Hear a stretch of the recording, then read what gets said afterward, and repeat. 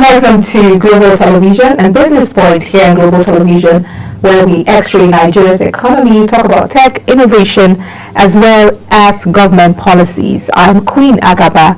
Today we'll bring you our weekly market reports and topical issues in the world of business. But first of all, let's look at this report on business as found by Kikelomo Ukeri. And welcome to Business Report. Access Holdings has announced the completion of its merger with Arms Pension Managers Limited, creating Access Arms Pension Limited. This deployment position AAPL among Nigeria's largest pension fund by client base. The announcement was shared through the NGX disclosure page and signed by the company's secretary, Sunday Ekochi. The merger follows an earlier announcement by Access Holdings that Access Gulf Nigeria Limited, a significant shareholder in Access Pension Limited, had secured the necessary regulatory approval to acquire a majority stake in Arms Pension Managers Limited, culminating in the merger's completion.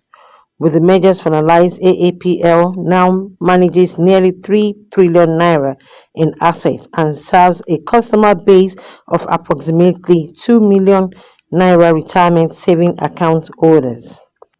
The Bank of Industry has announced the launch of a mobile app to check live food prices across 8 states in the country. The web version, PriceSense.ng, helps users check the wholesale and retail price of food items such as rice, beans, tomato, maize, and others in different states across the country. The states available are Borno, Plateau, Rivers, Oyo, FCT, Lagos, Enugu, and Kano states. Furthermore, the app provides for analytics of food prices across brand type, quantity at different dates of the year.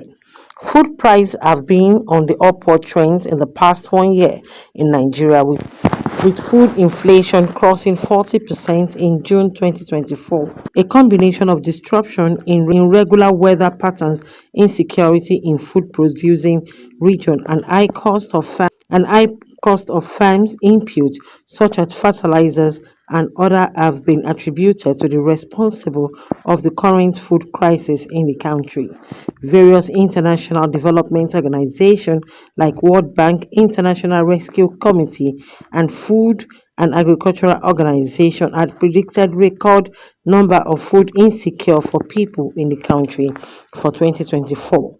In particular, the World Bank noted that around 7 states in the country will witness severe hunger, while the FAO noted that up to 32 million Nigerians in 2024 will be food insecure, with women and children mostly affected. An effort by the federal government to quell the crisis, including approval of duty-free food imports for 150 days and distribution of grains to all 36 states of the Federation. The Naira depreciated against US dollar, closing at 1,669 Naira to a dollar in the official investor and export window on the 2nd of October 2024. This marks an 8.25% decline from the previous closing rate of 1,541 Naira to a dollar, recorded in the last trading day of September. Market turnover also saw a notable decrease, dropping 2% from the $181.86 million on Monday to $176.45 million on Wednesday. The Naira finishes trading on the 2nd of October at 1,669 Naira to a dollar, reflecting an 8.25% decrease from the 1,541 Naira on Monday. Throughout the trading session, the Naira showed volatility, reaching a high of 1,699 Naira to a dollar and a low of 1,515 Naira to a dollar before settling at 1,669 Naira to a dollar. Kikelomo Ukeri, Global Television News. Well, let's look at the news making rounds in the world of business. The Nigerian National Petroleum Company Limited has pledged 272,500 barrels per day of crude oil through a series of crude for loan deals totaling $8.86 billion. By pledging 272,500 barrels daily, it means that about 8.17 million barrels of crude will be used for different loan deals by the national oil firm on a monthly basis.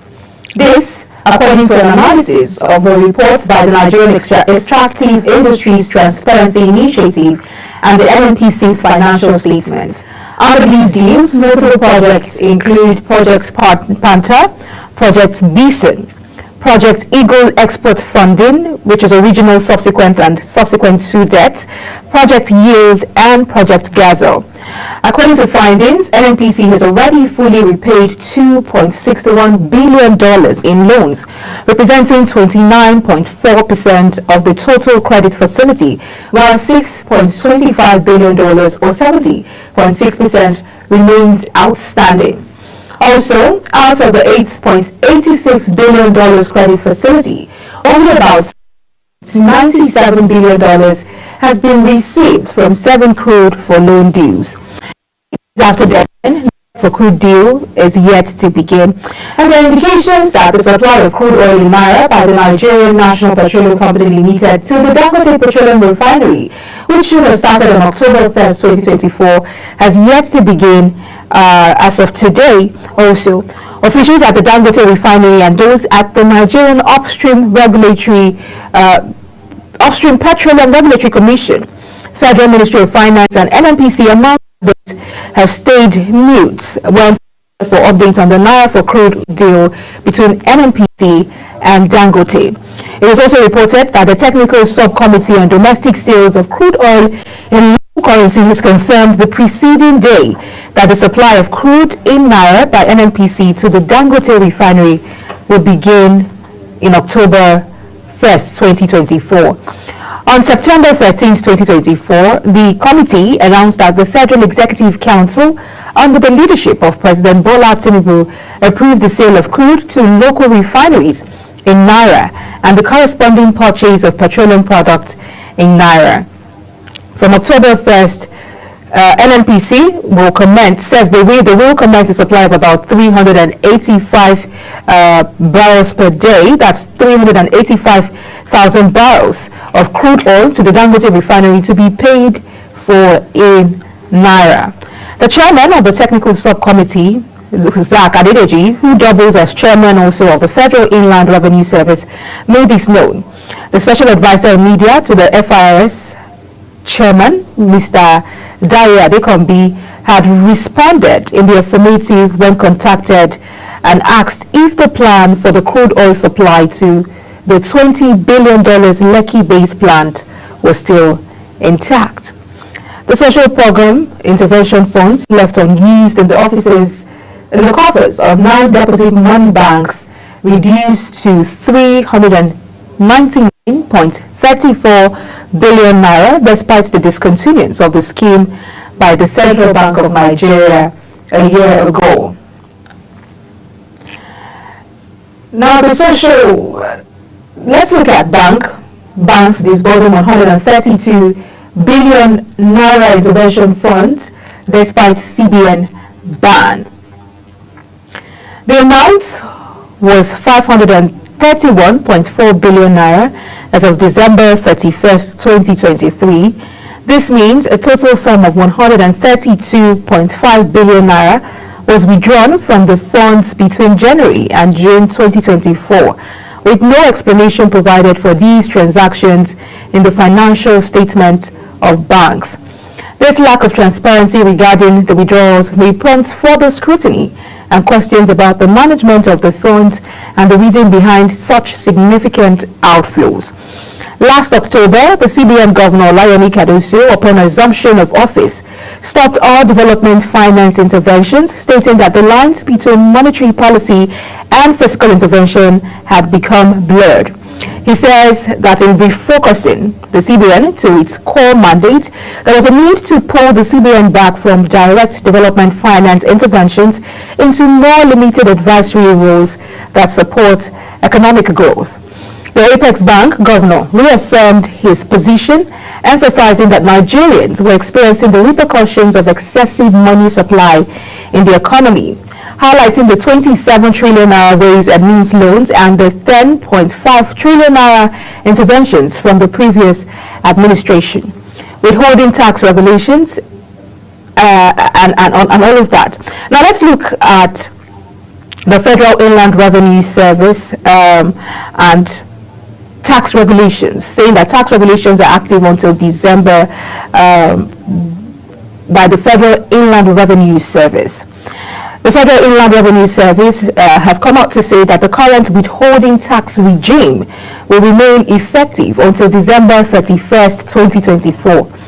This is according to a public notice informing taxpayers, tax practitioners, and the general public about the implementation of the deduction of tax at source withholding regulations 2024.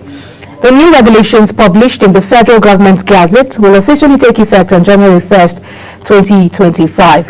In the notice signed by FRS Executive Chairman Zak Adedeji, the agency confirmed that while the new regulations published in the Federal Government Gazette are slated to take effect from January 1st, 2025, the existing withholding tax framework as outlined in the company's income tax withholding tax regulations will continue to govern tax deduction until the end of 2024. The deduction of tax at source withholding regulations 2024 published in the Federal Government Gazette take effect from 1st January 2025. However, the federal government unveiled new tax regulations aimed at reducing the tax burden on the manufacturing sector and small businesses. The deduction of tax as source is aimed to streamline the deduction of taxes as source payments to taxable persons, reduce of compliance for businesses. The newly introduced regulations will cover payments made under the Capital Act, Companies Income Tax Act, Petroleum Profits Tax Act, and the Personal Income Tax Act. I will take a quick break now, and when we return, we'll look at other news making rounds in the world of business. Please stay with us.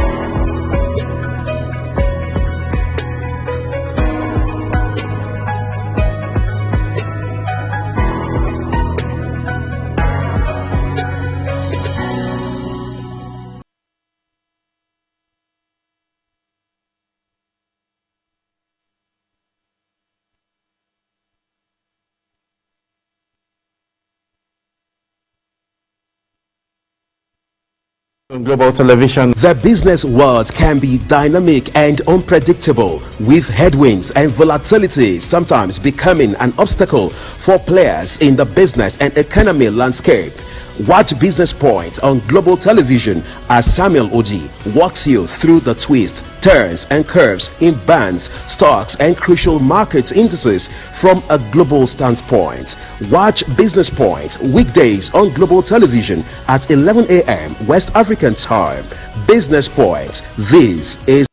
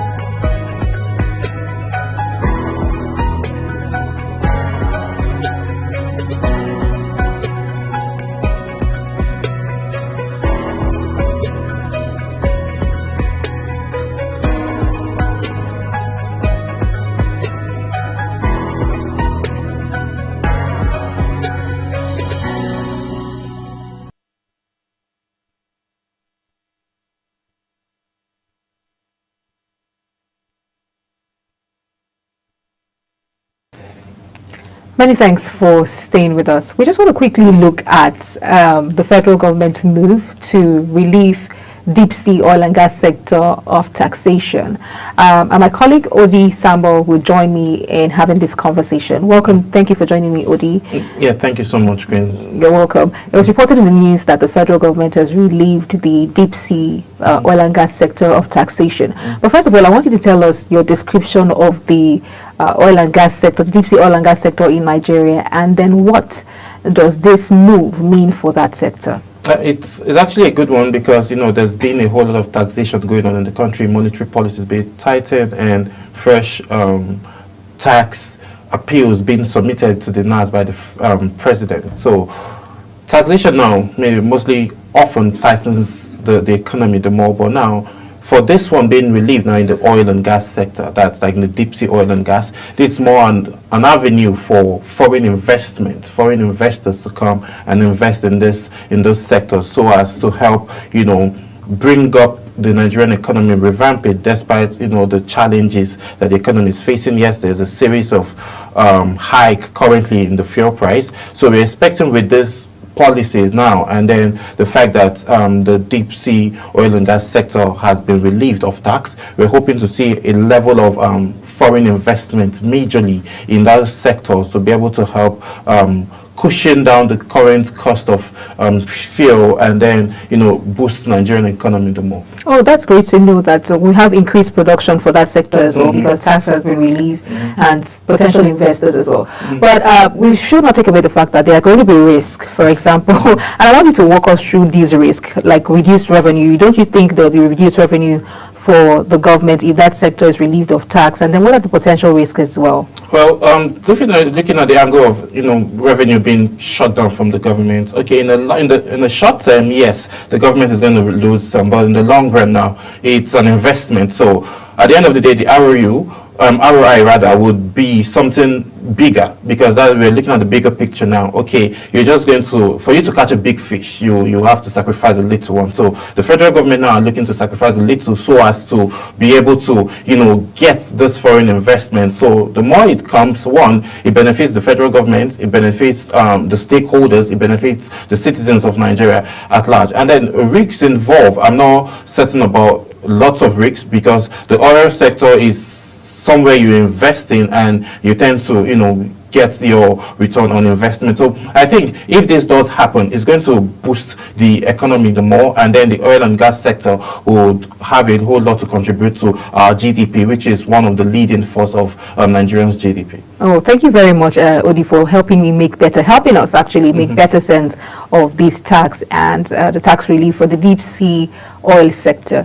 Well, this is where we'll call it a wrap on Business Points today. Do ensure to join Samuel Odi tomorrow for another episode, taking you through and walking you through the world of business. From Odi and I, Queen Agaba, we say have a beautiful day ahead and see you tomorrow. Thank you.